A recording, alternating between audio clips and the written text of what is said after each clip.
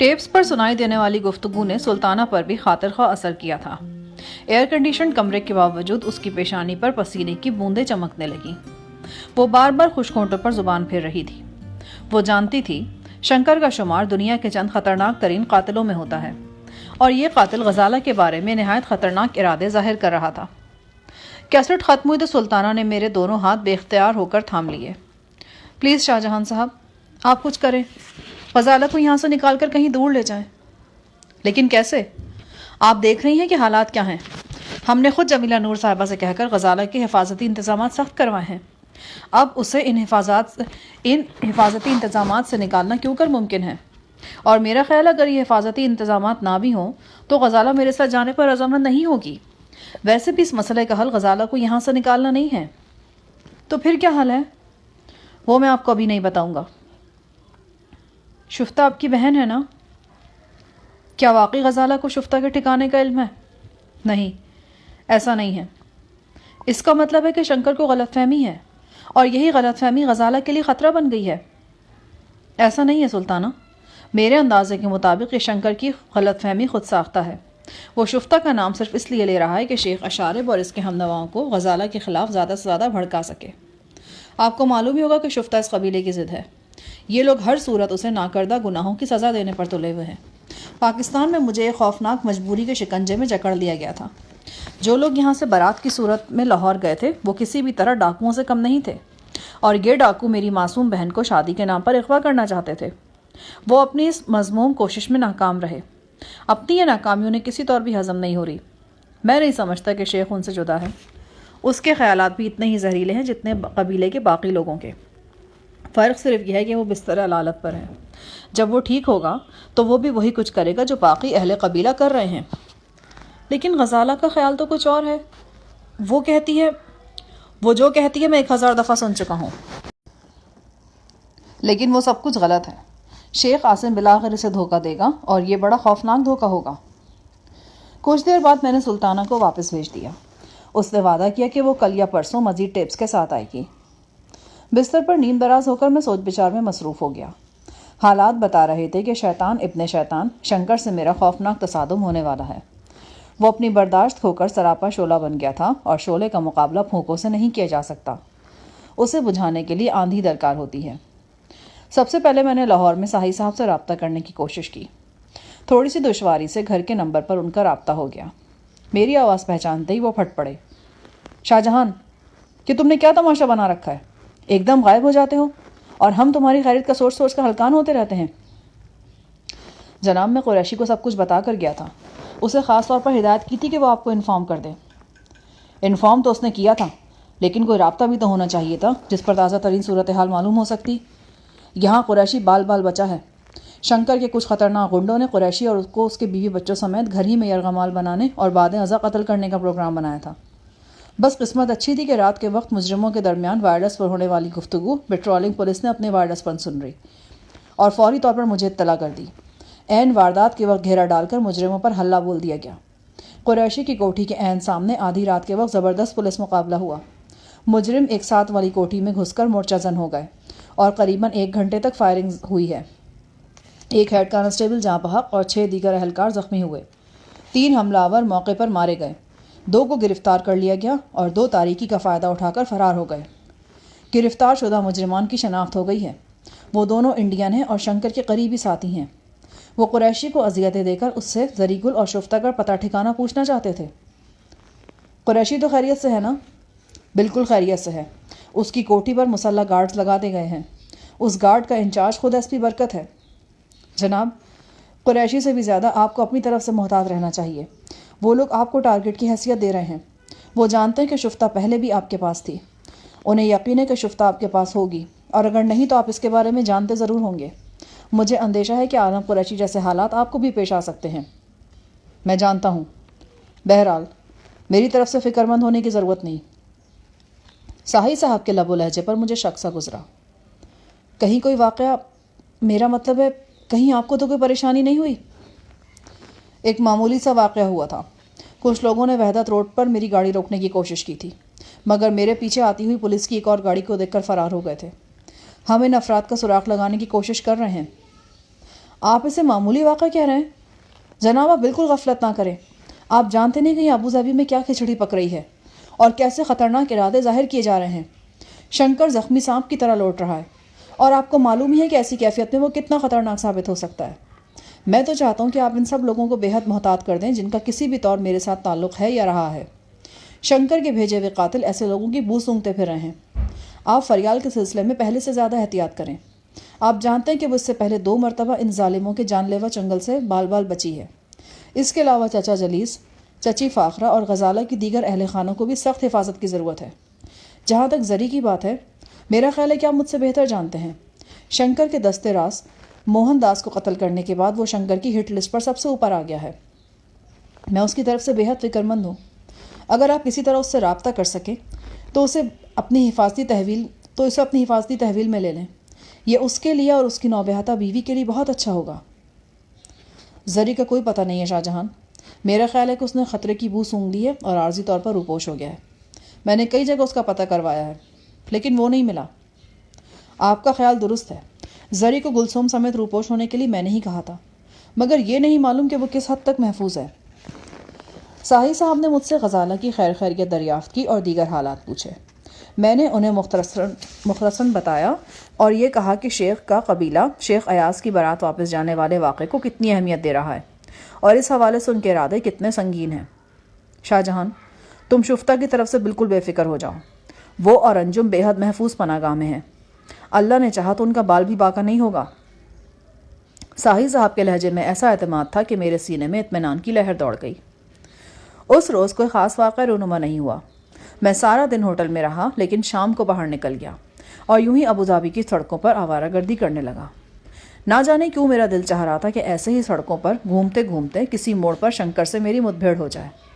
میں اپنی قمیض کے نیچے سے 38 بور کا لوڈڈ ریوالور نکالوں اور اس کی تمام گولیاں شنکر کے منحوس بھیجے میں اتار دوں۔ آج بڑی مدت بعد مجھے پیاس محسوس ہو رہی تھی۔ یہ شنکر کے خون کی پیاس تھی۔ میری ایک ایک رگ، ایک ایک نس میں یہ پیاس لقودق صحرا کی طرح اتری ہوئی تھی۔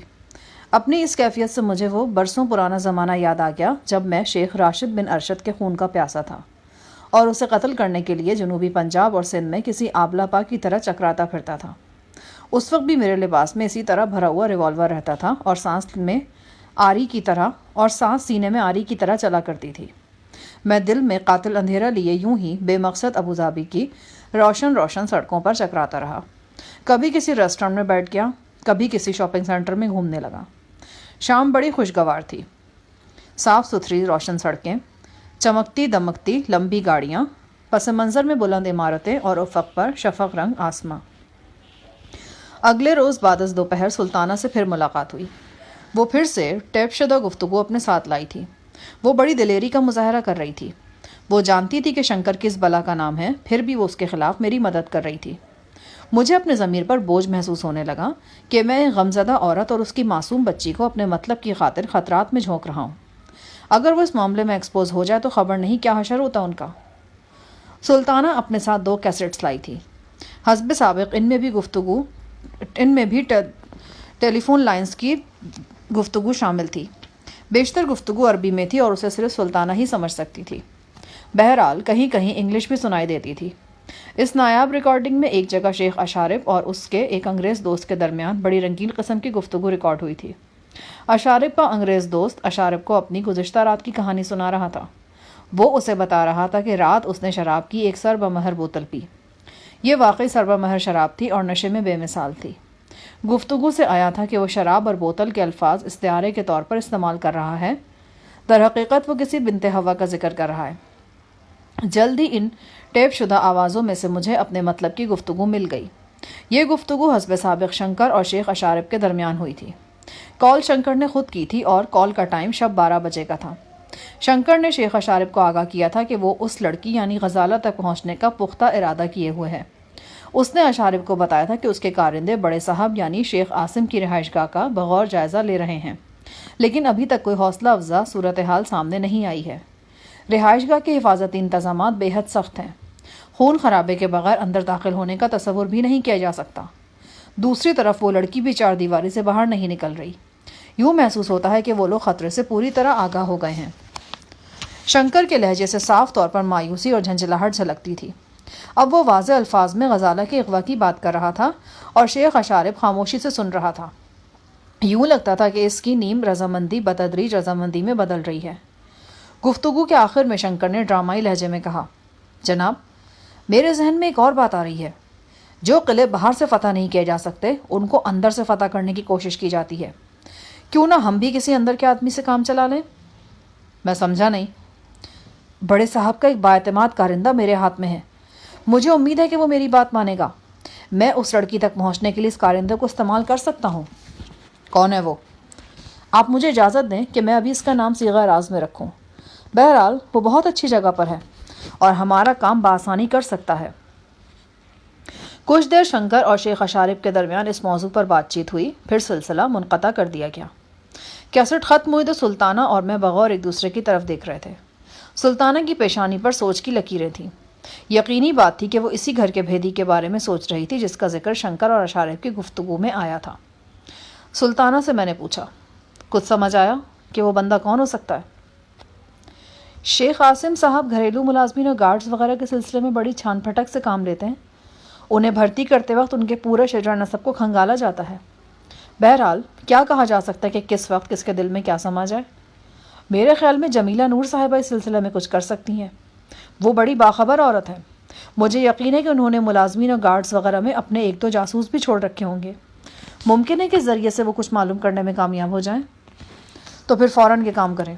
شنکر کی باتوں سے ظاہر ہے کہ وہ بہت جلدی میں ہے۔ میں ابھی نور صاحبہ سے ملتی ہوں، سلطانہ نے کہا اور اٹھ کھڑی ہوئی۔ اگلے روز سلطانہ ہوٹل نہیں آئی۔ میں نے دیر تک انتظار کرنے کے بعد اسے فون کیا۔ وہ کچھ گھبرائی ہوئی تھی۔ کہنے لگی، میں سپہر 4:30 بجے تک آپ کی طرف آنے کے لیے نکلی تھی، مگر مجھے شک گزرا کہ کوئی پیچھا کر رہا ہے۔ جلدی اس شک کی تصدیق بھی ہو گئی۔ یہ ایک سرخ رنگ کی ڈاٹسن تھی جو مسلسل میرا پیچھا کر رہی تھی۔ میں واپس گھر آ گئی۔ وہ سرخ ڈاٹسن اب بھی گھر کے آس پاس موجود ہے۔ میں نے پولیس گارڈز کو پوری طرح چوکس کر دیا ہے۔ یقینی بات ہے کہ وہ شنکر کے ہی لوگ ہوں گے۔ جی، ٹھیک کہا۔ میں تھوڑی دیر تک خود آپ کی طرف آ رہا ہوں۔ لیکن کیوں؟ یہ تو خطرناک ہوگا۔ میرا مطلب ہے کہ آپ شنکر کی نگاہ میں آ جائیں گے۔ میں چاہتا ہوں کہ اس کی نگاہ میں آؤں۔ میرے اور اس کے درمیان ہونے والی آنکھ مچولی اب خاصی طویل ہو گئی ہے۔ ظاہر تھا کہ اب سلطانہ میری سلامتی اور خیریت کی طرف سے تشویش کا اظہار کرے گی، لہٰذا میں نے فوراً الوداعی کلمات کہتے ہوئے فون بند کر دیا۔ ٹھیک 15 منٹ بعد میں بذریعہ ٹیکسی سلطانہ کی رہائش گاہ پہنچ گیا۔ میں نے ارد گرد نگاہ دوڑائی۔ سرخ گاڑی مجھے کہیں دکھائی نہیں دی۔ میں نے کال بیل بجائی۔ جلد ہی سہمی ہوئی سلطانہ باہر آئی اور مجھے اپنے ساتھ اندر لے گئی۔ میرے پوچھنے پر اس نے بتایا کہ سرخ کار والے مستقل یہاں نہیں رہتے، تھوڑے تھوڑے وقفے کے بعد چکر لگاتے رہتے ہیں۔ سلطانہ نے بتایا کہ وہ کل جمیلہ نور کی طرف گئی تھی اور اسے ساری بات بتا کر آئی ہے۔ جمیلہ نے نوٹس لیا ہے اور خاصی محتاط ہو گئی ہے۔ اس کے جاسوس کیا کہہ رہے ہیں؟ وہ تو ابھی خاموش ہی ہیں۔ ہو سکتا ہے کہ اب جمیلہ کی ہدایت پر وہ اپنی صفوں میں کالی بھیڑ ڈھونڈنے کی کوشش کریں۔ سلطانہ کی بچی بیمار تھی۔ وہ بڑی خوبصورت تھی اور شستہ انگریزی میں بات کرتی تھی، لیکن افسوس کا مقام تھا کہ یہ بچی نارمل نہیں تھی۔ اس کی حرکات سے اندازہ ہوتا تھا کہ اس کی ذہنی صحت ٹھیک نہیں ہے۔ میں اس کے پاس بیٹھا رہا اور باتیں کرتا رہا۔ اس ننھی بچی نے مجھے زرغونہ کی یاد دلا دی، وہی فرشتہ صفت قبائلی بچی جسے وادی دا خان میں ایک بھیانک رسم کی بھیٹ چڑھایا جانے والا تھا۔ میں نے اسے بچایا تھا اور پھر وہ ہمارے ساتھ ہی گلگت سے لاہور پہنچی تھی۔ اب وہ فنگ کے ساتھ ہی فلپائن جا چکی تھی۔ ماں باپ کی موت کے بعد فنگ سے اس کی بڑی گہری دوستی ہو گئی تھی۔ وہ ایک پل اس کے بغیر نہیں گزارتی تھی۔ گلگت سے واپسی پر فنگ اور زرغونہ کچھ دن لاہور میں ہی رہے تھے۔ پھر جب فنگ کے کوپیما والد مسٹر راموس لاہور آئے تو انہیں اپنے ساتھ لے گئے تھے۔ سلطانہ کی بچی لالا سے باتیں کرتے کرتے خیالوں کا دھارا کہاں سے کہاں پہنچ گیا تھا۔ اچانک کال بیل کی آواز نے مجھے چونکایا۔ سلطانہ کچن میں تھی۔ وہاں سے وہ دروازے پر پہنچی۔ تھوڑی دیر کے بعد میں نے دروازے کی جھری سے دیکھا کہ لہیم شہیم جمیلہ نور اندر آ رہی ہے۔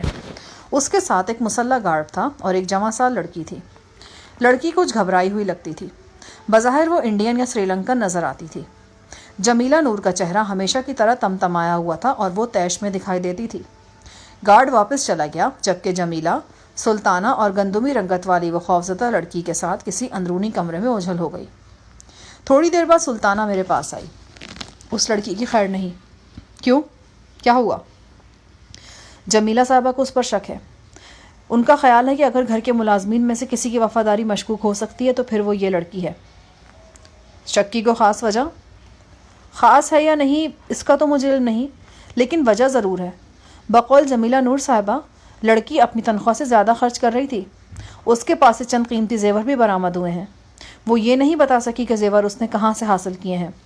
ویسے کافی چالاک نظر آتی ہے وہ۔ لڑکی کو یہاں کیوں لایا گیا ہے؟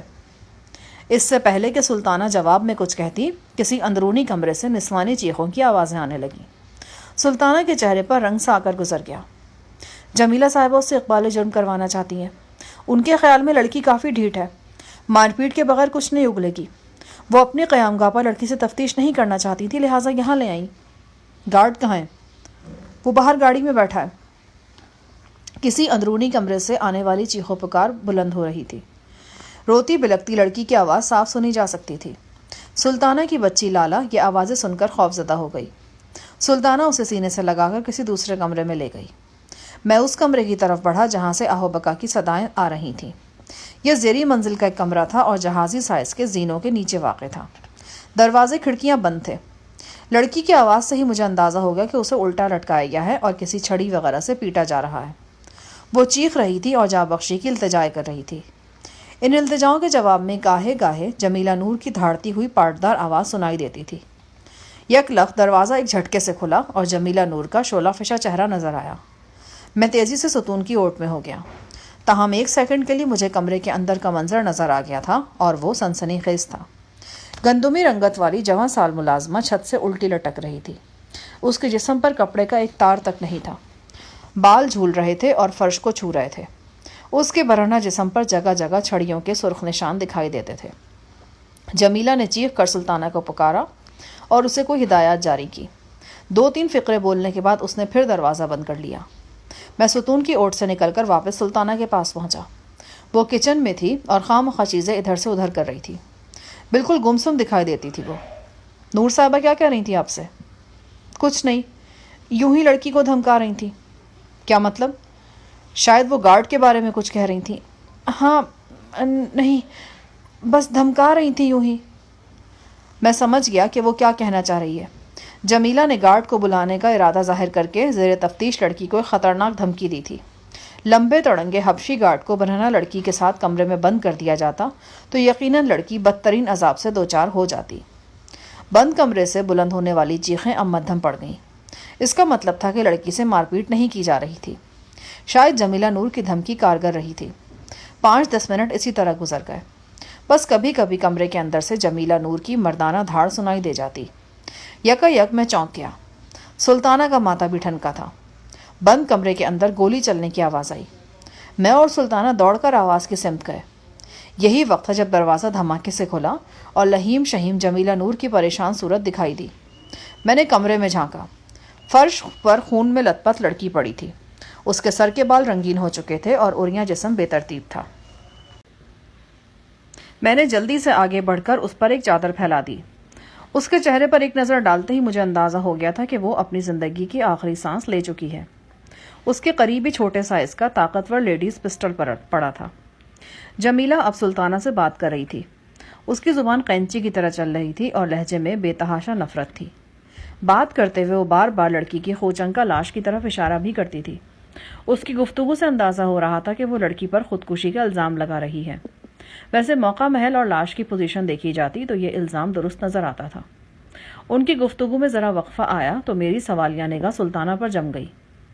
وہ اپنے خشک لبوں پر زبان پھیر کر بولی، لڑکی نے خود کو گولی مار لی ہے۔ وہاں میری میز کی دراز میں پستول پڑا تھا۔ لڑکی نے پھرتی سے نکالا اور اپنی کنپٹی پر رکھ کر چلا لیا۔ سلطانہ سرتاپا کانپ رہی تھی۔ جمیلہ کی غسیلی نگاہیں اب مجھ پر جم گئی تھیں۔ اپنے بھڑکیلے لباس اور بھاری بھرکم زیورات کے ساتھ وہ کوئی باروب ملکہ ہی نظر آ رہی تھی۔ جمیلہ نے مجھے ایک مرتبہ پہلے بھی یہاں دیکھا تھا۔ تب سلطانہ نے اسے بتایا تھا کہ میں ایک پاکستانی تاجر ہوں اور سلطانہ نے مجھے بھائی بنا رکھا ہے۔ اس وقت تو جمیلہ نے مجھ پر زیادہ غور و خوض نہیں کیا تھا، لیکن آج کر رہی تھی، اور کرنے کی وجہ بھی تھی۔ میں ایک خودکشی یا قتل کا چشمدید گواہ بن چکا تھا۔ جمیلہ نے مجھ سے انگلش میں مخاطب ہو کر کہا، تم سلطانہ کے منہ بولے بھائی ہو نا؟ جی۔ یہ لڑکی غداری کر رہی تھی۔ ان لوگوں سے ملی ہوئی تھی جو عاصم اور اس کی نئی بیوی کو نقصان پہنچانا چاہ رہے ہیں. میں اسے پوچھ گچھ کے لیے یہاں لائی تھی. اس نے اچانک پستول نکال کر خود کو گولی مار لی. یہ تو کافی سنگین معاملہ ہو گیا ہے. بہتر تھا کہ آپ اسے پولیس کے حوالے کر دیتی. بہرحال کچھ بھی ہے، ہم نمٹ لیں گے. اس کی خودکشی سے یہ بات ثابت ہو گئی ہے کہ یہ مجرم تھی. آپ کو اس پر شک کیسے گزرا؟ یہ پہلے سے مشکوک تھی. جب ہمیں اطلاع ملی کہ ملازمین میں سے کوئی فرد مخالفین کے ساتھ ملا ہوا ہے تو ہم نے اس لڑکی پر خصوصی توجہ دی. معلوم ہوا کہ یہ اپنی آمدنی سے زیادہ خرچ کر رہی ہے. پھر اس کے پاس سے کچھ قیمتی زیورات بھی برآمد ہوئے. جمیلہ نور مجھے اس سلسلے میں تفصیل سے بتانے لگی. اس کی خواہش تھی کہ اگر گواہی وغیرہ کا موقع آئے تو میں خودکشی کی تائید میں بیان دوں. سلطانہ کی بھی یہی خواہش تھی. انہوں نے مجھے بتایا کہ مقامی قانون میں گواہی کی بہت زیادہ اہمیت ہے. بند کمرے میں فائر کی آواز زیادہ نہیں پھیلی تھی، پھر بھی گیراج میں موجود حبشی گارڈ تک پہنچی گئی تھی. وہ بھی اب اندر آ گیا تھا اور پریشان سا ایک گوشے میں کھڑا تھا. میں سلطانہ کو ایک طرف لے گیا. میں نے اسے بتایا کہ میرا جلد از جلد یہاں سے نکلنا ضروری ہے.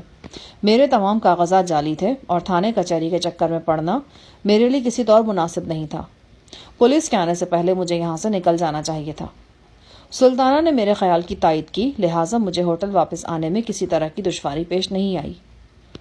اگلے روز کے اخبارات میں یہ خبر موجود تھی کہ ایک انڈین ملازمہ نے اپنی مالکہ کی ڈانٹ ڈپٹ سے دل برداشتہ ہو کر خودکشی کر لی.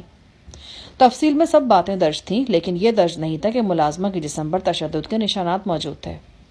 غالباً اثر و رسوخ کے ذریعے یہ بات دبا دی گئی تھی. ملازمہ کی موت سے یہ بات ثابت ہو رہی تھی کہ دال میں کچھ کالا ہے، بلکہ بہت سی دال کالی ہے.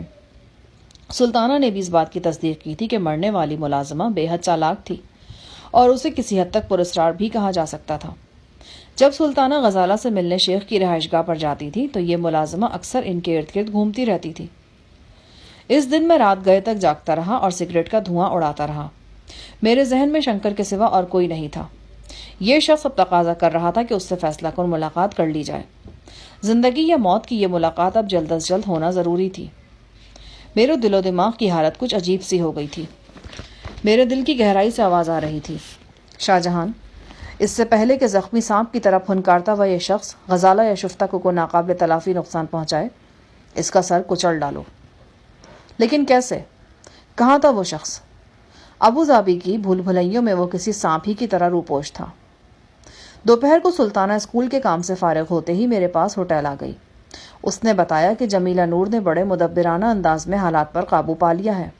پولیس نے ابتدائی تفتیش مکمل کر لی ہے. تفتیشی ٹیم کے انچارج نے بیان دیا ہے کہ اس واردات میں شواہد خودکشی کی طرف اشارہ کر رہے ہیں. سلطانہ نے بتایا کہ جمیلہ صاحبہ پامردی سے حالات کا مقابلہ کرنا جانتی ہیں. وہ اب بھی تن تنہا سارے مسائل سے نمٹ رہی ہیں. بہرحال غزالہ کے حوالے سے ان کی تشویش ہر لحظہ بڑھتی جا رہی ہے. وہ کیوں؟ اس کی اصل وجہ یہی ہے کہ لڑکی ختم ہو گئی ہے. اگر وہ زندہ رہتی تو اس سے بہت کچھ پوچھا جا سکتا تھا. اب معلوم نہیں وہ اکیلی تھی یا اس کے ساتھ کوئی اور بھی سازش میں شریک تھا. شنکر کی طرف کیا صورتحال ہے؟ ابھی تک تو خاموشی ہے. وہ گہری چال چلنے والا ہے. سرخ کار کل رات سے نظر نہیں آ رہی. اب بھی میں پوری طرح اطمینان کر کے یہاں پہنچی ہوں. کسی نے میرا تعاقب نہیں کیا. مزید کالر ٹیپ ہوئی ہیں؟ ہاں ہوئی ہیں، اور میں نے سنی بھی ہیں، لیکن ان میں سے کسی میں بھی کوئی کام کی بات نہیں. شیخ کی حالت اب کیسی ہے؟ میں کل ان کی مزاج پرسی کے لیے جانا چاہتی تھی. میں نے سوچا کہ غزالہ کو بھی ساتھ لے جاؤں، لیکن جمیلہ صاحبہ نے اجازت نہیں دی. ایک طرح سے انہوں نے ٹھیک ہی کیا ہے. موجودہ حالات میں گارڈز وغیرہ کے ساتھ بھی غزالہ کا گھر سے نکلنا ٹھیک نہیں. بلکہ ملازمہ کی خودکشی کے بعد تو جمیلہ صاحبہ سوچ رہی ہیں کہ غزالہ کو حفاظت کی غرض سے کہیں اور منتقل کر دیا جائے. اس سلسلے میں انہوں نے کوئی مکان بھی دیکھا ہے. وہ یہ سارا کام اپنی ثوابدید کے مطابق اور پوری ذمہ داری سے کر رہی ہیں. وہ سخت گیر ضرور ہیں، لیکن ان کی ذمہ داری اور دانائی کے خود شیخ صاحب بھی معترف ہیں. اب دیکھیں نا، ملازمہ کی خودکشی والا واقعہ کتنا سنگین ہے، اور اس سے بھی سنگین شنکر کی سازش ہے. مگر جمیلہ صاحبہ نے بیمار شوہر کو ان تکلیف دہ حالات سے بالکل بے خبر رکھا ہوا ہے. ہاں، جمیلہ صاحبہ شنکر کی پلاننگ کو بڑی اہمیت دے رہی ہیں. وہ خود ٹیپ شدہ گفتگو سننا چاہ رہی ہیں. کیا خیال ہے، ٹیپ ان کو سنا دیا جائے؟ اس میں کوئی حرج تو نہیں؟ نہیں، حرج کی کیا بات ہے. ممکن ہے کہ یہ ٹیپ سننے کے بعد وہ اور زیادہ احتیاط برتیں. یہ اگلے روز دوپہر کی بات ہے. میں ہوٹل کے سوئمنگ پول میں نہا کر باہر نکلا ہی تھا کہ سلطانہ پر نظر پڑی۔ وہ تیزی سے میری طرف آ رہی تھی۔ چھوٹتے ہی بولی، میں آپ کو پورے ہوٹل میں ڈھونڈتی پھر رہی ہوں۔ کیوں؟ خیریت؟ جلدی آئیے، بہت ضروری کام ہے۔ کہیں جانا ہے کیا؟ میں نے تولیے سے جسم پوچھتے ہوئے کہا۔ ہاں، میلوڈی مارکیٹ۔ جمیلہ نور صاحبہ وہاں موجود ہیں، غزالہ بھی ہے۔ نور صاحبہ غزالہ کو بڑی خاموشی کے ساتھ غربی شہر پہنچانا چاہتی ہیں۔ وہ چاہتی ہیں کہ کسی کو بھی اس معاملے کا پتہ نہ چلے، حتیٰ کہ ڈرائیور کو بھی نہیں۔ ہم یہاں میلوڈی مارکیٹ میں شاپنگ کے بہانے آئے تھے۔ نور صاحبہ نے ڈرائیور کو یہ کہہ کر واپس بھیج دیا ہے کہ ہم خود آ جائیں گے۔ لیکن میری ضرورت کیوں پیش آ گئی؟ میں نے کپڑے پہنتے ہوئے پوچھا۔ آپ کو معلوم ہے کہ میں ڈرائیونگ نہیں کر سکتی، نور صاحبہ بھی نہیں کرتی، تو گاڑی کون چلائے گا؟ تو یہ سوال ڈرائیور نے نہیں پوچھا تھا؟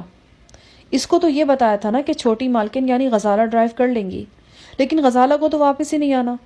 اسے غربی شہر کے ایک مکان میں رہنا ہے، کم از کم اس وقت تک جب تک شیخ صاحب واپس نہیں آ جاتے۔ مگر یہ بات آپ نے پہلے نہیں سوچی کہ واپسی پر گاڑی کون ڈرائیو کرے گا؟ اخی، آپ تو بات کی کھال اتار رہے ہیں۔ ڈرائیور کو واپس بھیجنے والا پروگرام راستے میں بنا تھا، بلکہ یہ میری ہی تجویز تھی جسے نور صاحبہ نے قبول کر لیا۔ اوکے، میں بس ابھی کمرے سے ہو کر واپس آتا ہوں۔ کمرے میں پہنچ کر میں نے اپنا ننھا منا پسٹل دراز سے نکالنا چاہا، لیکن دراز لاک تھی اور چابی نہیں مل رہی تھی۔ میں نے اپنا رام پوری خنجر پنڈلی سے لگایا اور دروازہ لاک کر کے واپس سلطانہ کے پاس پہنچ گیا۔ وہ پول کے قریب ایک سائبان تلے کھڑی میرا انتظار کر رہی تھی۔ ہوٹل سے نکل کر ہم پاپیادہ ہی روانہ ہو گئے۔ آسمان صاف اور دھوپ بے حد چمکیلی تھی۔ میلوڈی مارکیٹ زیادہ دور نہیں تھی۔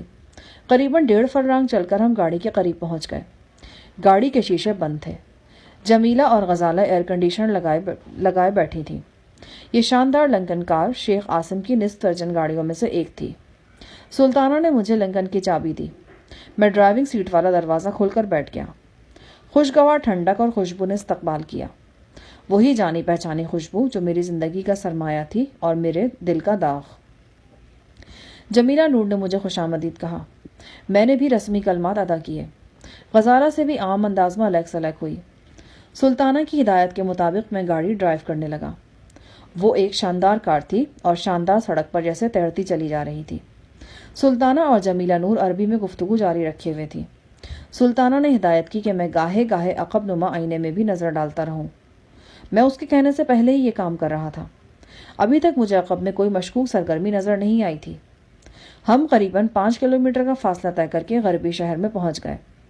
میرا خیال تھا کہ ہم یہاں رک جائیں گے، مگر ہمارا سفر جاری رہا اور ہم مضافات میں پہنچ گئے۔ اب سڑک کے دونوں اطراف کھجور اور زیتون کے باغات نظر آ رہے تھے۔ کہیں کہیں خانہ بدوشوں کی بستیاں تھیں اور ان کے گرد اونٹ حرکت کرتے دکھائی دیتے تھے۔ ایک اور خاص چیز جو نظر آئی وہ دور فاصلے پر آگ کے شعلے تھے۔ لقودق صحرا میں یہ شعلے انوکھا منظر پیش کرتے تھے۔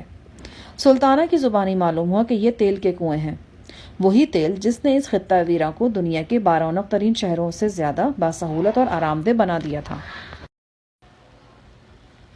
ہماری گاڑی شہر کی کثافت اور آئل ریفائنریوں کے دھوئیں سے بہت آگے ایک سرسبز باغ میں جا رکی۔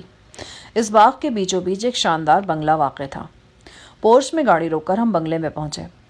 بنگلہ خوبصورت ہونے کے باوجود ویرانی کا تاثر لیے ہوئے تھا۔ شاید اس کی وجہ یہ تھی کہ بنگلے کے گرد بہت بڑا باغ تھا اور بنگلے کے اندر بھی مکینوں کی تعداد زیادہ نہیں تھی۔ 3-4 ملازم تھے، جن میں 2 گارڈز اور ایک خانسامہ تھا۔ بنگلے کے گرد گراسی لانوں کی تراش خراش عمدہ نہیں تھی۔ رنگ و روغن بھی کہیں کہیں سے اکھڑا ہوا تھا۔ یہ آثار بتاتے تھے کہ یہ عمارت عام طور پر مکینوں سے خالی رہتی ہے۔ صرف ملازم پیشہ لوگ ہوتے ہیں جو صفائی اور آرائش کا زیادہ دھیان نہیں رکھتے۔ میں غزالہ کے تاثرات سے اس کے دلی جذبات جاننے کی کوشش کر رہا تھا۔ غزالہ کو یقیناً یہ بات بتا دی گئی تھی کہ شہر میں اس کے لیے خطرات موجود ہیں، جن کے سبب اسے یہاں مضافات میں شفٹ کیا جا رہا ہے۔ وہ بہت گمسم نظر آتی تھی۔ شاید جمیلہ نور کا ناصحانہ اور حاکمانہ انداز اسے پسند نہیں تھا۔ ہم نے بنگلے کے ٹیرس پر بیٹھ کر تربوز کھایا اور چائے پی۔ تربوز اور چائے کا ملاپ انوکھا لیکن مزیدار تھا۔ ٹیرس سے ارد گرد کے باغات اور نخلستانی علاقہ نظر آتا تھا۔ ہم گفتگو بھی کرتے رہے، تاہم غزالہ اس عرصے میں گمسم ہی رہی۔ مقامی رواج کے مطابق اس نے نہایت قیمتی زرق مرق کپڑے پہن رکھے تھے۔ اس کے علاوہ جڑاؤ زیور بھی تھا۔ غزالہ کے تاثرات دیکھ کر صاف پتہ چلتا تھا کہ ان بھاری بھرکم کپڑوں اور گہنوں کا بوجھ وہ اپنے جسم پر ہی نہیں روح پر بھی محسوس کر رہی ہے۔ جب جمیلہ اور غزالہ کسی معاملے پر سرگوشی میں بات کر رہی تھی تو سلطانہ نے مجھے اشارہ کیا اور دوسری طرف لے گئی۔ ہمارا خیال تھا کہ غزالہ کو یہاں چھوڑ دیں گے، ایک باورچن اور ایک خادمہ بھی یہاں موجود ہے، وہ ان کے ساتھ ایزی محسوس کرے گی، لیکن اس جگہ کی تنہائی اور دوری نے غزالہ پر اثر ڈالا ہے، وہ یہاں اکیلی رہنے سے خوفزدہ ہے۔ نور صاحبہ نے مجھ سے کہا ہے کہ میں بھی ان کے ساتھ یہاں رہوں، بلکہ وہ تو یہ بھی کہتی ہے کہ میں آپ کو بھی یہاں رکھ لوں۔ کیا خیال ہے آپ کا؟ ہمارے پیش نظر جو سب سے اہم چیز ہے وہ غزالہ کی سلامتی ہے۔ اس حوالے سے اگر ہم غزالہ سے نزدیک ہوں گے تو یہ زیادہ اچھا ہوگا۔ اگر جمیلہ صاحبہ خود اس بات کی آفر کر رہی ہیں تو ہمیں قبول کر لینی چاہیے۔ لیکن کیا؟ آپ کی بچی تو بھی شہر میں ہے، اور پھر وہی گاڑی کا مسئلہ، گاڑی کو اور جمیلہ صاحبہ کو شہر کون پہنچائے گا؟ آپ نور صاحبہ کے ساتھ جائیں گے، نور صاحبہ کو گھر پہنچا کر وہاں سے آپ ٹیکسی کار لیں گے اور میرے گھر پہنچیں گے۔ میں فون پر آیا کو آپ کے بارے میں بتا دوں گی، وہ بچی آپ کے حوالے کر دے گی، آپ اسے ٹیکسی کے ذریعے لے کر یہاں آ جائیں، آتے ہوئے ہوٹل سے اپنا سامان بھی لے آئیں۔ میرے خیال میں ہمیں 1-2 ہفتے یہاں رہنا پڑے گا۔ میں خاموش ہو گیا، وہ یکدم چونک گئی۔ آخر آپ کو میرا حکمیہ لہجہ ناگوار تو نہیں گزرا؟ میں تو یہ سوچ رہا تھا کہ غزالہ کو میرا یہاں رہنا شاید اچھا نہ لگے۔ بات اچھا یا برا لگنے کی نہیں ہے، اس کی حفاظت کی ہے۔ شنکر کی جو گفتگو میں نے اور آپ نے سنی ہے اس سے یہ بات ثبوت کو پہنچی کہ وہ غزالہ تک پہنچنے کے لیے ایڑی چوٹی کا زور لگائے گا۔ شیخ صاحب اسپتال میں پڑے ہیں، قبیلے والے اپنی اپنی بولی بول رہے ہیں، ایسے میں شنکر جیسے موذی سے غزالہ کو کون بچائے گا؟ یقین کریں مجھے اپنے اس فیصلے پر خوشی ہو رہی کہ میں نے آپ کو بروقت پاکستان سے یہاں بلوا لیا۔ سب کچھ پروگرام کے مطابق ہوا۔ میں مسز جمیلہ نور کو شہر لے کر گیا۔ راستے میں میرے اور جمیلہ کے درمیان رسمی گفتگو ہوتی رہی۔ جمیلہ میرے کاروبار اور دیگر کوائف کے بارے میں پوچھتی رہی۔ وہ اس بات پر مکمل یقین کر رہی تھی کہ میں گولڈ مرچنٹ ہوں اور سلطانہ کے سوا میری یہاں کسی سے جان پہچان نہیں۔ وہ اس بات پر بھی خوش تھی کہ ہمارے درمیان بہن بھائی کا رشتہ ہے۔ اس کا خیال تھا کہ آج کل کے دور میں بے لوث رشتے ناپید ہوتے جا رہے ہیں۔ وہ سلطانہ کی نجی زندگی کی بے سکونی پر بھی دکھ محسوس کرتی تھی۔ اس کا خیال تھا کہ سلطانہ جیسی خوش اتوار اور خوبصورت لڑکی کو ایک نوعمر امیرزادے کی ہوس پر قربان کر دیا گیا۔ اسے ایسا ہرگز نہیں ہونا چاہیے تھا۔ اس نے مجھ سے درخواست کی کہ میں سلطانہ کی زندگی کو مشکلات اور اکیلے پن سے نکالنے کی کوشش کروں۔ سلطانہ کے سامنے پہاڑ جیسی زندگی ہے، اگر کوئی اچھا رشتہ مل جائے تو وہ شادی کر لے اور اس کے بہت سے مسائل حل ہو سکتے ہیں۔ جمیلہ نور کو میں نے کار سمیت اس کی رہائش گاہ پر چھوڑا اور خود سلطانہ کے گھر پہنچ گیا۔ یہاں سلطانہ کا فون موصول ہو چکا تھا۔ آیا بچی کو میرے ساتھ بھیجنے کے لیے تیار کر چکی تھی۔ میں نے لالا کو لیا اور بذریعہ ٹیکسی ہوٹل پہنچ گیا۔ راستے پر میں نے اپنے تعاقب کے سلسلے میں قطعی محتاط رہا اور ابوظہبی کی کئی سڑکوں پر چکرانے کے بعد ہوٹل پہنچا۔ ہوٹل سے چیک آؤٹ کر کے میں شہر کے مضافات کی طرف روانہ ہو گیا۔ غربی شہر سے گزرتے ہوئے مجھے پہلی بار اپنے تعاقب کا احساس ہوا۔ غالباً شنکر کے کارندے میرے ہوٹل کو ٹریس کر چکے تھے اور وہیں سے میرے پیچھے لگ گئے تھے۔ میرے رگ و پے میں سنسناہٹ جاگ اٹھی۔ میں خون خرابہ نہیں کرنا چاہتا تھا، مگر لگ رہا تھا کہ خون خرابہ ہو کر رہے گا۔ میں نے ٹیکسی ڈرائیور سے موٹی ٹپ کا وعدہ کر رکھا تھا۔ وہ بڑی سعادت مندی سے میرے اشاروں پر چل رہا تھا۔ میں نے اسے بتایا کہ کچھ اوباش لوگ میرا تعاقب کر رہے ہیں، میں ان سے پیچھا چھڑانا چاہتا ہوں۔ میری ہدایت پر اردنی ڈرائیور نے بڑی تیزی سے گاڑی کو کئی سڑکوں پر موڑا۔ بہرحال تعاقب کرنے والی سرخ کار بدستور ہمارے ساتھ چپکی رہی۔ وہ لوگ اب کھل کر سامنے آ گئے تھے اور ہم سے قریب تر پہنچنے کی کوشش کر رہے تھے۔ یہ معاملہ جتنا سنگین نظر آ رہا تھا اتنی ہی آسانی سے ٹل بھی گیا، اور میرے خیال میں ایسا صرف اس لیے ہوا کہ جن سڑکوں پر ہم یہ بھاگ دوڑ کر رہے تھے وہ ابوظہبی کی سڑکیں تھیں، اور ابوظہبی میں دیگر قوانین کی طرح ٹریفک قانون کی بھی پاسداری بڑی سختی سے کی جاتی تھی۔ چاق و چوبند ٹریفک پولیس ہمہ وقت موجود رہتی ہے اور تیار رہتی ہے، اور قانون توڑنے والے کا فوری اور سخت محاسبہ کیا جاتا ہے۔ ایک ارب پتی شیخ جو کروڑوں کی کار میں بیٹھا ہے سڑک پر ٹریفک قانون کی خلاف ورزی کرتا ہے تو ایک معمولی کانسٹیبل اسے روکتا ہے اور لرزہ برندام کر کے رکھ دیتا ہے۔ ہماری ٹیکسی کار ایک ٹریفک سگنل پر سے گزر گئی، مگر اس سے پہلے کہ سرخ کار بھی گزرتی اشارہ بند ہو گیا۔ سرخ کار سرخ سگنل کی دوسری طرف رہ گئی۔ ہم نے اس سنہری موقع سے فائدہ اٹھایا۔ اردنی ڈرائیور نے چابک دستی سے ٹیکسی کو 3-4 مختلف سڑکوں پر موڑا اور تعاقب کرنے والوں کو صاف جل دینے میں کامیاب ہو گیا۔ قسمت نے بہت ساتھ دیا تھا۔ ابوظہبی کی سڑکوں پر ہم ایک سنگین کشمکش میں الجھنے سے بچ گئے۔ قریباً آدھے گھنٹے میں ہم واپس اسی بنگلے میں پہنچ گئے جہاں غزالہ اور سلطانہ ہمارا انتظار کر رہی تھی۔ میں نے ٹیکسی کو بنگلے سے 2-3 فرلانگ دور ہی فارغ کر دیا اور خود کھجور و زیتون کے گھنے درختوں تلے پاپیادہ سفر کر کے بنگلے تک پہنچ گیا۔ سلطانہ کی معصوم بچی لالا بھی میرے ساتھ تھی۔ سلطانہ نے مجھ سے کہا تھا کہ میں ان کے ساتھ بنگلے کی نچلی منزل میں ہی مقیم رہوں۔ اس نے بنگلے کے اندر سے ہی میرے لیے ایک جدید آٹومیٹک رائفل بھی فراہم کر دی تھی۔ ساتھ میں کافی ایمونیشن بھی موجود تھا۔ یہ رائفل گھر ہی کے ایک لاکر میں بند تھی۔ لاکر کی چابی جمیلہ نے سلطانہ کو دی تھی۔ جمیلہ تو اب یہاں نہیں تھی مگر بنگلے کے ملازم تو موجود تھے۔ بہتر تھا کہ میں ان کے سامنے اپنی وہی حیثیت برقرار رکھوں جو جمیلہ کی نظر میں تھی، یعنی ایک گولڈ مرچنٹ جو سونے کی تجارت کے سلسلے میں ابوظہبی آیا ہے اور جسے سلطانہ نے منہ بھولا بھائی بنا رکھا ہے۔ اس حیثیت میں ضروری تھا کہ میں غزالہ سے بھی ایک خاص فاصلہ رکھ کر بات کروں۔ یوں تو غزالہ سے بہت کم بات ہوئی تھی، تاہم 1-2 بار میں نے ہی اسے مخاطب کیا تھا تو مسز غزالہ کہہ کر ہی کیا تھا۔ اس بنگلے کا ماحول بے حد عجیب تھا، اجڑا سا لیکن پھر بھی خوبصورت اور پرسکون۔ جو رائفل سلطانہ نے مجھے دی وہ گرد آلود اور جامد تھی، لگتا تھا کہ ایک عرصے سے اسے استعمال نہیں کیا گیا۔ میں نے اگلے روز بنگلے کی چھت پر بیٹھ کر رائفل کو کھولا، صاف کیا اور آزمائش کے طور پر چند ہوائی فائر بھی کیے۔ یہ ایک طاقتور رائفل تھی، اس میں 35 گولی والا میگزین چلتا تھا۔ اس کے علاوہ بلٹ اسٹرپ کے ساتھ بھی اس سے فائر کیا جا سکتا تھا۔ اس کی ساخت اور کارکردگی G3 کے قریب تھی۔ یقیناً آڈیو ٹیپ سننے کے بعد جمیلہ غزالہ کی سلامتی کے لیے بہت فکر مند ہو گئی تھی۔ اس نے دیکھ لیا تھا کہ شنکر نے قبیلے کے سرکردہ افراد کو اپنا ہمنوا بنا لیا ہے اور خاص طور سے غزالہ کے سلسلے میں ان کی خاموش حمایت حاصل کر لی ہے۔ شفتہ قبیلے کی ضد بن گئی تھی۔ شنکر نے اہل قبیلہ کی دکھتی رگ پر ہاتھ رکھا تھا اور انہیں باور کرایا تھا کہ اگر شفتہ کو برآمد کرنا ہے تو غزالہ کو تشدد کے شکنجے میں جکڑنا ہوگا۔ حالانکہ خود شنکر کو بھی 10% سے زیادہ امید نہیں تھی کہ غزالہ شفتہ کے بارے میں کچھ جانتی ہوگی۔ اس رہائش گاہ پر ہر قسم کی سہولت اور آرام حاصل تھا۔ میرا قیام ایک نہایت کشادہ اور آرام دہ کمرے میں تھا۔ یہاں دیواروں پر سرخ اونٹ کی کھال پر بنی ہوئی نادر پینٹنگز تھیں، جانوروں کی بیش قیمت ٹرافیاں تھیں، دبیز قالین، پردے اور غالیچے۔ سلطانہ نے مجھے بتایا تھا کہ 2-3 برس پہلے شیخ صاحب یہاں کثرت سے آیا کرتے تھے۔ وہ جب بھی یہاں آتے تو یہی کمرہ ان کا بیڈ روم ہوتا۔ میں رات کو کمرے کے جہازی سائز بیڈ پر لیٹا تو دیر تک سوچتا رہا۔ یہ بیڈ جو میری معلومات کے مطابق آسٹریلیا سے 5 لاکھ امریکن ڈالرز میں خریدا گیا تھا، نہ جانے کیسی کیسی رنگین داستانوں کا گواہ تھا۔ اس کمرے کی دیواروں نے عیاش طبع عاصم کی کیا کیا خرمستیاں دیکھی اور سنی تھیں۔ آج وہ شیخ عاصم اپنی کمر کی چوٹ سے عاجز ہو کر اسپتال کے ایک کمرے میں پڑا ہوا تھا اور یہ بیڈ روم میرے تصرف میں تھا۔ اس روز ملازمہ لڑکی راہین بھی رات کے کھانے کے بعد میرے کمرے میں آئی۔ وہ خوبصورت تھی اور خاصی رواں دواں بھی نظر آتی تھی۔ اس کا انداز گواہ تھا کہ وہ ہر طرح کی مہمان نوازی کے لیے تیار ہے، صرف میرے اشارے کی ضرورت ہے۔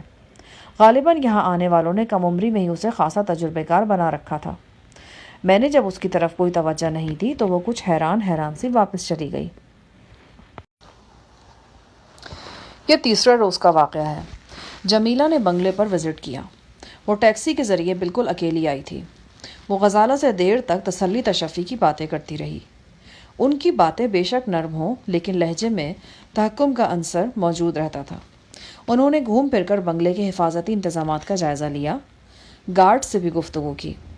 شیخ عاصم کے بارے میں انہوں نے بتایا کہ اس کا ایک چھوٹا سا آپریشن ہوا ہے اور اب وہ قدرے بہتر محسوس کر رہا ہے۔ میں نے اندازہ لگایا کہ جو کچھ بھی ہے، جمیلہ کے دل میں شوہر کی ہمدردی و خیرخواہی کسی نہ کسی درجے میں موجود ہے۔ جمیلہ نے دوپہر کا کھانا ہمارے ہی ساتھ کھایا۔ شام سے پہلے انہیں واپس چلے جانا تھا۔ دوپہر کے بعد وہ آرام کے لیے اپنے کمرے میں چلی گئیں۔ ان کی موجودگی میں خادمائیں اور خادم بے حد سہمے ہوئے رہتے تھے، ایک ہی آواز پر لبیک کہتے ہوئے لپک پڑتے تھے۔ جمیلہ صاحبہ آرام کرنے چلی گئیں تو میں بھی چھت پر چلا گیا۔ یہاں سائبان تلے بیٹھ کر کرب و جوار کا نظارہ کرنا دلکش معلوم ہوتا تھا۔ چھت پر بیٹھے بیٹھے میں یکدم چونک گیا۔ میری نگاہ نیچے برآمدے میں گئی۔ میں نے ایک سایہ سا لپک کر اندرونی حصے کی طرف جاتے دیکھا۔ نیلی قمیض کی بس ایک جھلک مجھے نظر آئی۔ نیلی مردانہ قمیض کس نے پہن رکھی ہے؟ میں نے تیزی سے سوچا۔ گارڈ سمیت کسی نے نہیں پہن رکھی تھی، تو پھر یہ کون تھا جو مشکوک انداز میں اندر گھسا تھا؟ سنسان دوپہر میں بنگلے کے در و دیوار کچھ اور بھی سنسان دکھائی دے رہے تھے۔ یہ ایک طویل اور گرم بھائیں بھائیں کرتی دوپہر تھی۔ ایسی دوپہروں میں رات کا سناٹا اور خاموشی ہوتی ہے۔ گارڈز کے علاوہ قریباً سب مکین آرام کر رہے تھے۔ تو وہ کون تھا جو نیلی قمیض کی جھلک دکھا کر بنگلے میں کہیں گم ہو گیا تھا؟ میں چاروں طرف چکراتا رہا، کہیں کچھ دکھائی یا سنائی نہیں دیا۔ اچانک میں ٹھٹک گیا۔ کہیں پاس سے باتوں کی مدھم آواز آئی تھی۔ یہ وہی کمرہ تھا جہاں جمیلہ نور آرام کر رہی تھیں۔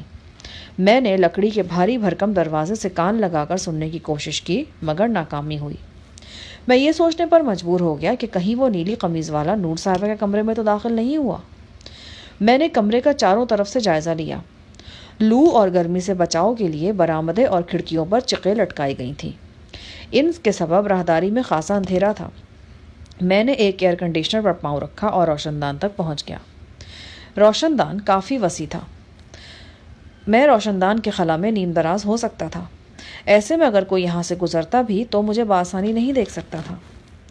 روشن دان میں پہنچتے ہی مجھے اندر کی آواز صاف سنائی دینے لگی۔ اس کے علاوہ کمرے کے 3/4 حصے کا منظر بھی واضح ہو گیا۔ جو کچھ میں نے کمرے میں دیکھا وہ میری بنیادیں ہلانے کے لیے کافی تھا۔ میں نے بدنام زمانہ شنکر شکرا کو دیکھا۔ وہ نیلی قمیض اور سفید پتلون میں تھا اور کرسی پر بیٹھا تھا۔ جمیلہ نور بیڈ پر نیند دراز تھی اور بڑی محویت سے باتیں کر رہی تھی۔ دونوں کا ذریعہ اظہار انگلش ہی تھا۔ جمیلہ کا چہرہ تمتمایا ہوا تھا اور وہ ہمیشہ سے زیادہ باروب نظر آ رہی تھی، زمانہ قدیم کی کسی ملکہ کی طرح، زندگی اور موت کے فیصلے جاری کرنے والی اور اپنی انا کی خاطر خون کی ندیاں بہا دینے والی۔ وہ شنکر سے کہہ رہی تھی، بس اس کو جلدی سے فنش کرو، آج ہی رات ختم کر دو۔ نور صاحبہ، یہاں مجھے آپ سے تھوڑا سا اختلاف ہے۔ غزالہ میرے لیے اجنبی نہیں ہے، وہ بڑی ڈھیٹ قسم کی لڑکی ہے۔ ضروری نہیں کہ وہ آج ہی رات سب کچھ اگل دے۔ عین ممکن ہے کہ 2-3 وقفے دے کر اس سے پوچھ گچھ کرنی پڑے۔ میرے خیال میں سختی بھی دوا کی طرح ہوتی ہے۔ مسلسل ڈوز دی جائے نا تو اثر کم ہوتا ہے، اگر وقفے سے خوراک دی جائے تو وہ زیادہ مؤثر ہوتی ہے۔ مسٹر شنکر، مجھے لگتا ہے کہ تم لڑکی کو اوور ایسٹیمیٹ کر رہے ہو، سپر وومن بنا رہے ہو اسے۔ مجھے نہیں لگتا کہ وہ زیادہ سختی برداشت کر سکے گی۔ جمیلہ نور صاحبہ، آپ اس کے نرم و نازک جسم اور ملائم چمڑی پر نہ جائیں، وہ اندر سے بالکل مختلف ہے۔ ایک دفعہ پہلے بھی میں اس کے تجربے سے گزر چکا ہوں۔ وہ آسانی سے ہتھیار پھینکنے والی نہیں۔ تمہارے خیال میں کتنا وقت درکار ہوگا تمہیں؟ میں تعین نہیں کر سکتا۔ ہو سکتا ہے کہ آج رات ہی کام ہو جائے، یہ بھی ہو سکتا ہے کہ 4-5 روز لگ جائیں۔ دیکھو شیخ صاحب، اب 4-5 روز سے زیادہ اسپتال میں نہیں رہیں گے۔ دوسری طرف تم اس بدبخت شاہ جہان کا بھی بار بار نام لے رہے ہو۔ اگر وہ واقعی ابوظہبی پہنچ چکا ہے تو کسی بھی وقت وہ تمہارے لیے شدید مشکل پیدا کر سکتا ہے۔ تم خود کہہ رہے ہو کہ وہ بڑی عیاری اور تیز رفتاری سے کام کرتا ہے، لیکن اب مجھے اس کی طرف سے زیادہ فکر نہیں ہے۔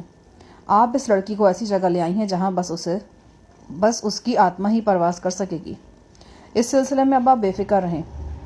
مسٹر شنکر، دشمن کو کبھی بھی کمزور نہیں سمجھنا چاہیے، اور یہ تو ایک ایسا دشمن ہے جس کی صلاحیت کا تم خود بھی اعتراف کرتے ہو۔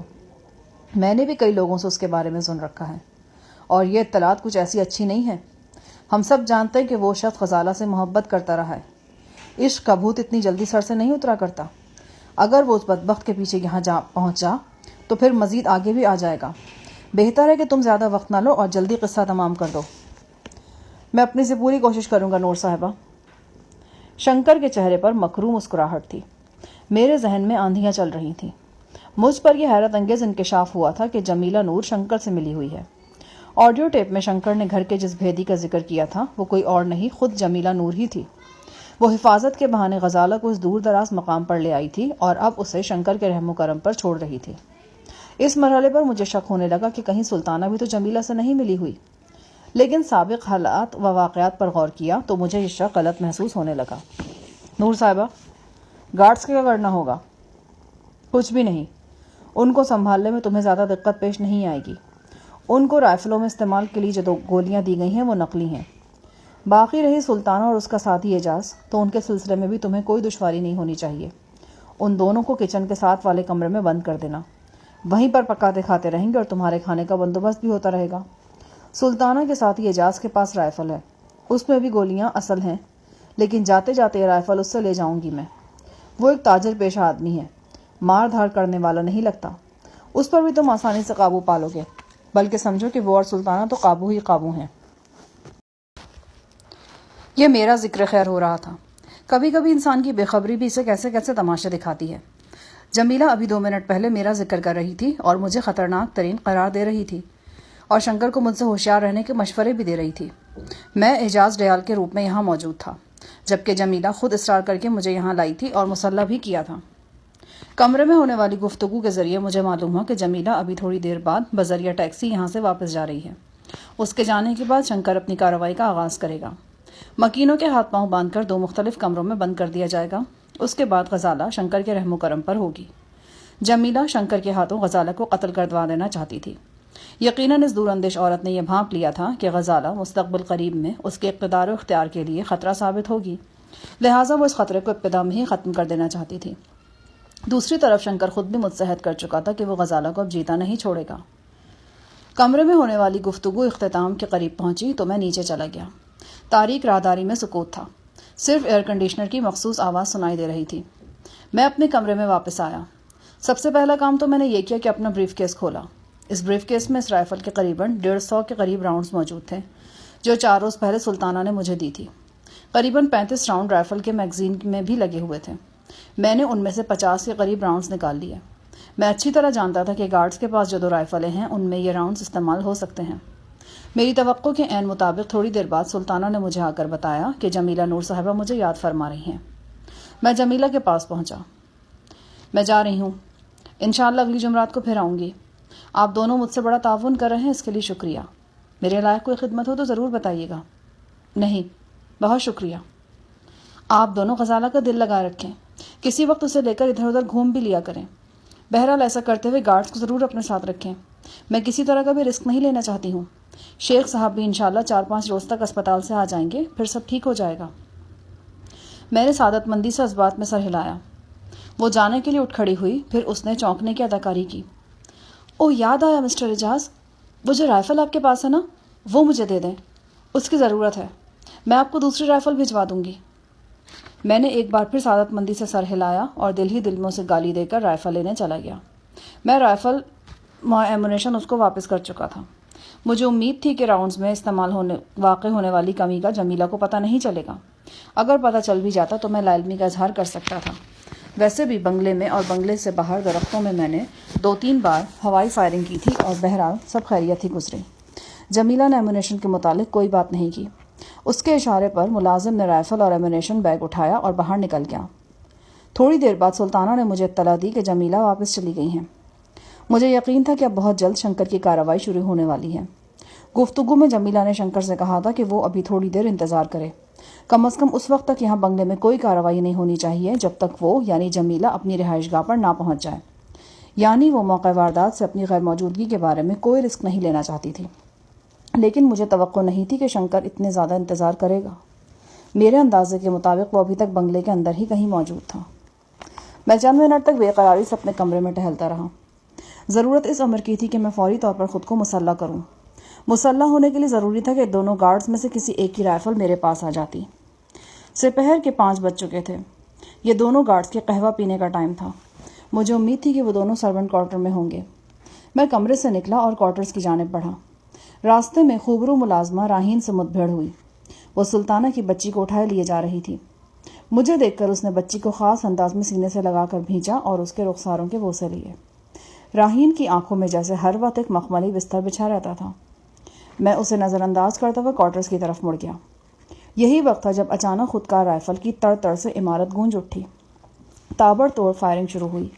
2 برسٹ چلے۔ اس کے فوراً بعد ریوالور کے 2 فائر سنائی دیے۔ کوئی چیخ کر بولا۔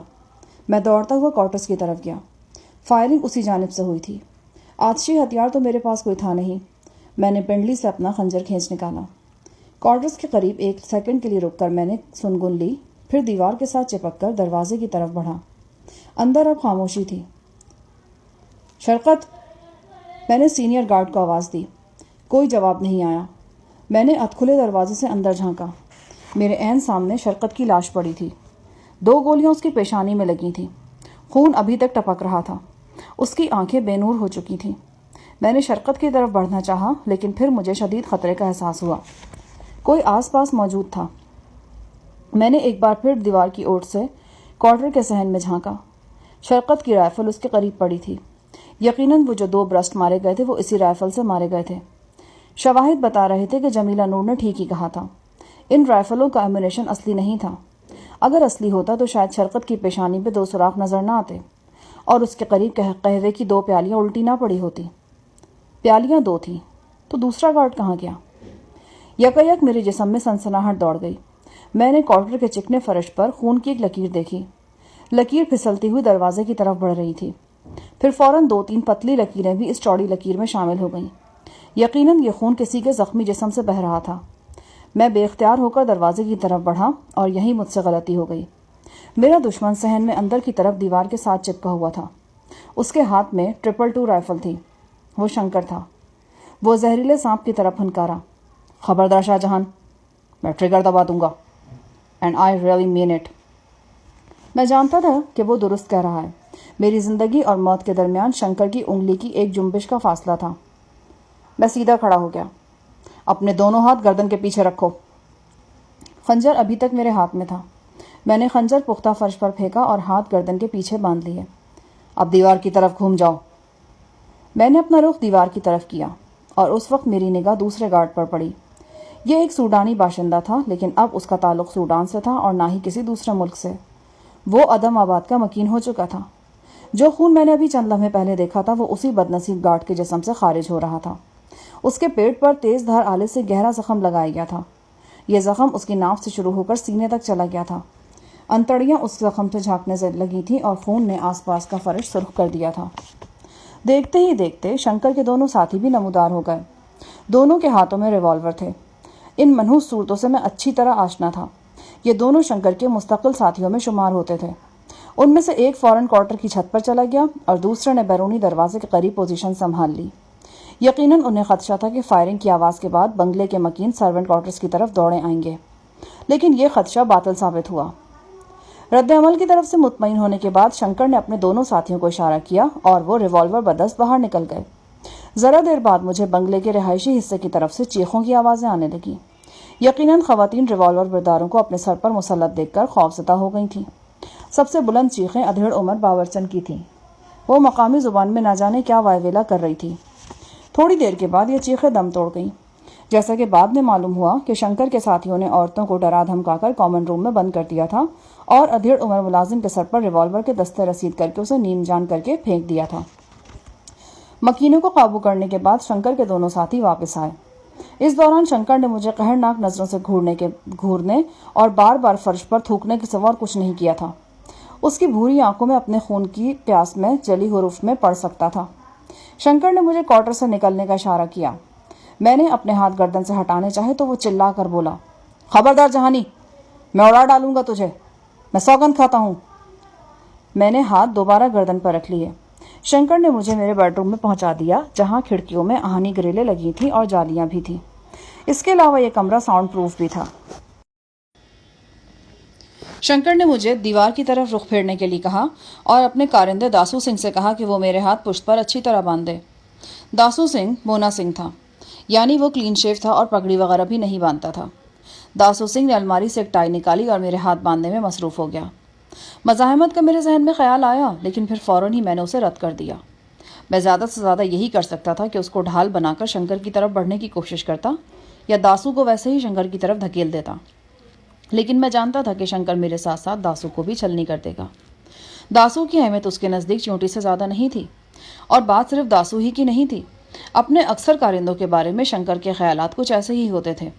میرے علم کے مطابق صرف اور صرف ایک موہن داس تھا جس کی زندگی شنکر کے نزدیک اہم تھی اور شاید جسے وہ انسان سمجھتا تھا. لیکن یہ موہن داس زری گل کے ہاتھوں جہنم واصل ہو چکا تھا. جب داسو سنگھ میرے ہاتھ باندھنے کے لیے قریب آیا تو میرے ذہن میں کئی برس پرانا ایک منظر گھوم گیا. قریباً ایسی ہی سچویشن تھی. بمبئی کے قمار خانے میں ایک مشہور فلمی ولن کے بھائی کے ساتھ شنکر کی لڑائی ہوئی تھی. اس کا نام اجے کمار تھا. شنکر نے اجے کمار کو ہینڈز اپ کرا دیا اور پھر اپنے ایک ساتھی سے کہا کہ اجے کے ہاتھ پشت پر باندھ دو. अजय बेहद फुर्तीला जवां साल लड़का था। जब शंकर का साथी उसके हाथ बांधने के लिए उसके नज़दीक पहुंचा तो उसने उसे कंधे की टक्कर से शंकर पर फेंकने की कोशिश की थी। शायद उसका ख्याल था कि शंकर अपने करीबी साथी पर गोली नहीं चला सकेगा, लेकिन शंकर ने बड़े इत्मीनान से दोनों को गोलियों से भून डाला था। बाद में दर्जनों लोग और चंद पुलिस वालों की मौजूदगी में अजय की लाश पर स्प्रिट छिड़ककर आग लगा दी गई थी। दासू सिंह ने मेरे हाथ पुष्ट पर बांध दिए तो शंकर कहीं से हथकड़ी भी ले आया। उसने दासू से मेरे हाथ खुलवाए और टाई की जगह मेरे हाथ हथकड़ी में जकड़े। जब हथकड़ी लग गई तो शंकर ने बनफ से नफीस मेरी तलाशी ली। मेरी पैंट की जेबों में से राइफल के करीबन 30 राउंड निकाल लिए गए। उसके अलावा भी जेबें बिल्कुल खाली कर दी गईं। उसके बाद कमरे की तलाशी शुरू हुई। वहाँ कोई ऐसी चीज़ नहीं छोड़ी गई जिसे किसी भी तरह हथियार या आले के तौर पर इस्तेमाल किया जा सके। हत्ता के सिंघार मेज़ का बैवजी आईना भी उतार लिया गया। पूरी तरह मुतमईन होने के बाद शंकर और उसके साथी दरवाज़ा लॉक करके बाहर निकल गए। इस दौरान में शंकर ने मुझसे कोई बात नहीं की। वो गैज़ो गज़ब से भरा हुआ था। यूँ लगता था कि इशारा भी दो तो धमाके से फट पड़ेगा वो। शंकर की वहशत का अंदाज़ा इस बात से लगाया जा सकता था कि वो अपने सामने आने वाली हर चीज़ को मलिया मेट कर रहा था। बंद कमरे में जमीला और शंकर के दरमियान जिस मंसूबे पर बात हुई थी उसके मुताबिक दोनों गार्ड्स पर सिर्फ काबू पाया जाना था, लेकिन शंकर ने दोनों का किस्सा ही पाक कर दिया था। रात करीबन 10 बजे के करीब शंकर कमरे में वारिद हुआ। उसका चेहरा तमतमा रहा था और आंखों में शराब की सुर्खी थी। उसके देखने के अंदाज से महसूस होता था कि उसकी एक आंख की बीनाई में कदरे फ़र्क आ चुका है, या शायद ये नशे की वजह से था। शराब का गिलास अभी तक उसके हाथ में था। दूसरे हाथ में वही कोलेट पिस्टल था जो इससे पहले मंगनी की तकरीब में मेरी कनपट्टी को बोसा दे चुका था। शंकर ने शराब का गिलास तपाई पर रखा और भरपूर तमाचा मेरे मुंह पर रसीद किया। उसकी ये हरकत बिल्कुल अचानक थी। मेरी आंखों के सामने तारे नाच गए और निचला होठ फट गया। आंखें नीची रखो जहानी। तुम मेरी तरफ इस तरह आंखें फाड़ कर देखते रहोगे तो मैं तुम्हें वक्त से पहले कत्ल कर बैठूंगा। तुम मुझे देखने से मना नहीं कर सकते। हाँ, आंखें फाड़ने वाली बात पर मैं गौर कर सकता हूँ। उसने बड़े वहशियाना अंदाज में अपना सिगरेट मेरे हाथ की कलाई पर बुझा दिया। तकलीफ की शिद्दत ने मेरी रगों में आग भर दी, मगर मैंने आह को लबों तक आने नहीं दिया। लोग कहते हैं जहानी तकलीफ को आसानी से झेल लेता है।